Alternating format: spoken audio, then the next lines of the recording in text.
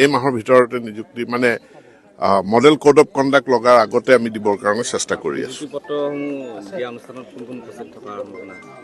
এইটো মই এতিয়া ক'ব নোৱাৰোঁ। কাম কৰি আছে, ডকুমেণ্ট ভেৰিফিকেশ্যন হৈ আছে।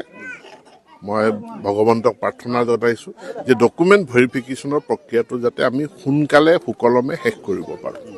যিটো APSC ফালৰ পৰা যিখিনি বাছনি কৰা হৈছিল ডাইৰেক্ট প্ৰবক্তা, তেওঁলোকক নিযুক্তি প্ৰক্ৰিয়া একেলগে আমাৰ এইকেইদিন মুখ্যমন্ত্ৰী জন আশীৰ্বাদ যাত্ৰাত ব্যস্ত হৈ আছে। জন আশীৰ্বাদ যাত্ৰা শেষ হোৱাৰ লগে লগে আমি যিখিনি প্ৰাৰ্থী নিৰ্বাচিত হৈ আছে তেওঁলোকৰ নিয়োগ পত্ৰসমূহ আমি বিতৰণ কৰিম। শিক্ষা বিভাগত যিসমূহ এতিয়ালৈকে বিজ্ঞাপন দিয়া হৈছিল, কিমান মান মানে নিযুক্তি প্ৰক্ৰিয়া আপোনালোকৰ বাকী? মূলত আমাৰ 4,500 সেইখিনিৰ নিযুক্তিৰ কাৰণে ডকুমেণ্ট ভেৰিফিকেশ্যন হৈ আছে।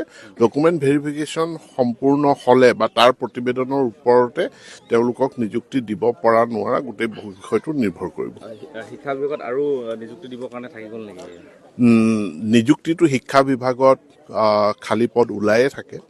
গতিকে এতিয়া আৰু চৰকাৰখনৰ এইখন চৰকাৰৰ অধীনত নহ'ব, নতুন চৰকাৰ হ'লে আমাৰে হ'ব নতুন চৰকাৰৰ দিনত আকৌ বিশাল নিযুক্তি শিক্ষা বিভাগত হ'ব।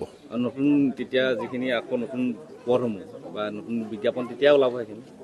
তেতিয়া ওলাব। নতুন চৰকাৰ গঠন হোৱাৰ পাছত এক বৃহৎ বিজ্ঞাপন প্ৰকাশ পাব।